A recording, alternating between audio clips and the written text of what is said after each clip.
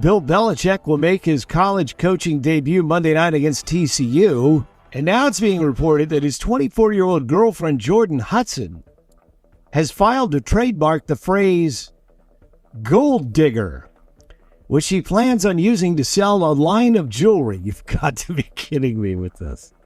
Bill, what are you doing here, man? You're having a good time. Yes, we hear you, Bill, but she's making you look like a fool. A fool, Bill Belichick. You know what? He doesn't care what we think. Heisman Trophy winner Matt Leinart works for Fox Sports these days, and he's a husband and father, too.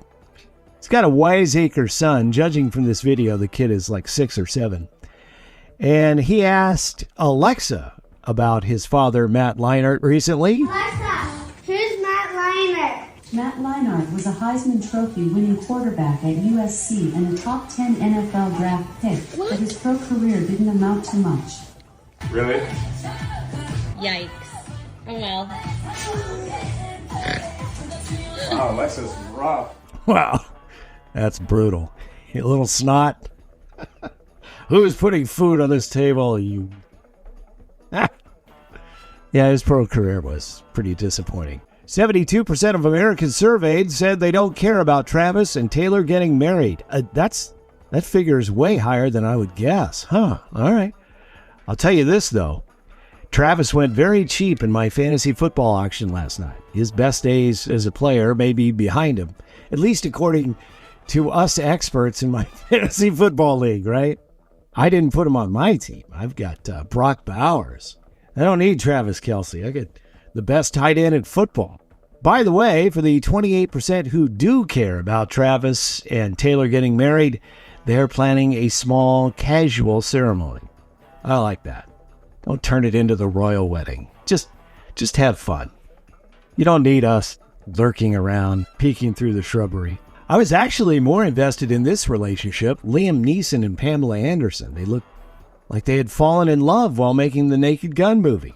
Well, I'm sad to report that the whole thing was a stunt to promote the movie. Really? We have so little to hang on to these days in terms of good news, and I felt very happy for the couple. Liam, Pamela, don't do that to us. We need something to hang on to that's positive. that is real, that we can believe in. Okay, we have Travis and Taylor. I guess that'll have to do. It was all a put on. I fooled you. I will find you, and I will fool you. We don't know much, but it says here Nicolas Cage will play Jesus' father, Joseph, in an upcoming horror film called The Carpenter's Son. Well, that sounds awful. I've heard Cage has some financial challenges, so he's taking parts like Joseph in a Jesus-themed horror movie called The Carpenter's Son. That can't be good, right? Racine, Wisconsin, this car salesman got a lot of clicks for his TikTok, where he claimed that he overcharged a single mom for a car by some $10,000, and now he's been fired, of course. And here's the thing, it was all for yucks. I wanted to come out here and publicly apologize and take ownership and accountability for my actions. I offended a lot of people. I'm sorry, okay? My account is based on satire. Everything that I post is nothing but a joke. I would never post actual true events. I want to apologize to the single mothers and just women in general. I'm a single parent myself. I know what that struggle is like, going to work, having to take care of the kids. Or I found it funny because it's unrealistic. The brand that I was once selling for, they don't do markups, especially not a $10,000 markup. Acclaimed satirist Kenny Rua, now an unemployed car salesman, after his employer was deluged, as you can imagine, with hate comments for his claim that he overcharged a young single mother. That's not satire, Kenny. That's just stupid and ill-advised. That's what that is. Stick to selling cars if you can find another gig. Not everyone has to be an influencer. Just saying. You know, Leavenworth, Kansas. They don't have to send this guy to Leavenworth because he's already there. A 44-year-old man was convicted of sexual battery against an officer.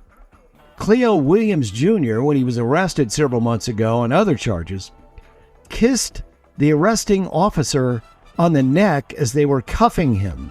Portland, Oregon. Keep Portland weird, they say. Woman charged with firing her gun into an Airbnb. Fortunately, she didn't hit anyone. She told cops the home was owned by, quote, a galactic spy, end quote. Well, if that's true, they ought to look into that at least. Make sure there are no galactic spies. Flying is fun news. A father of two has sued Delta, alleging a flight attendant slapped him during a flight after they had a bit of a disagreement over his request for water for his daughter. Meanwhile, a California mother may sue British Airways, alleging that a flight attendant lifted up her nursing blanket, exposing her breasts and waking up her baby. She alleges the attendant wanted her to take her meal right then and there, and she said, "Can I finish up first?" And this guy pulled her blanket up.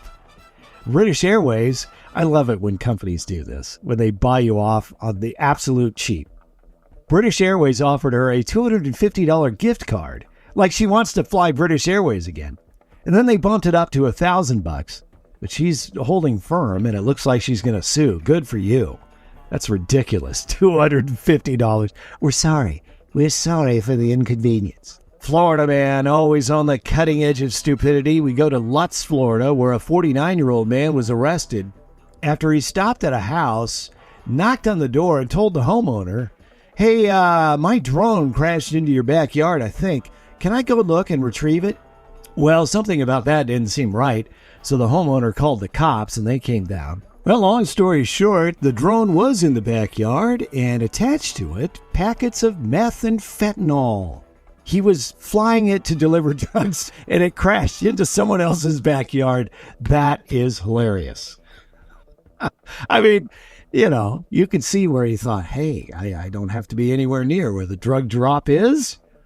But you got to get your drone back at some point. Otherwise, this is going to get expensive. So, oh well. Update, Green Lake, Wisconsin. Do you remember the story from many months ago? The tragic story of 45-year-old husband and father Ryan Borgwart. His flipped-over kayak was found at a lake. A search turned up, no body, no survivor, no nothing. And that's because Borgwart had faked his own death. From there, from the kayak, he paddled an inflatable raft ashore, rode 70 miles on an e-bike, took a bus from Detroit to Toronto, took 3 flights from there, and ended up in Uzbekistan.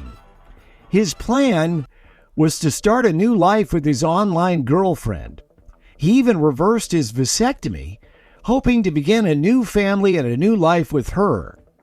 Borgwart was found eventually in the country of Georgia and extradited back here. This week, Borgwart was sentenced to 89 days in jail, the total number of days his family thought he was dead. But it was more like for creating a panic, because in Wisconsin, as it turns out, if you want to fake your own death, that in and of itself is not against the law. But there's insurance fraud problems here because he did have a life insurance policy that he took out. I don't know how he was going to cash. Maybe he was leaving that behind for his estranged wife and his children.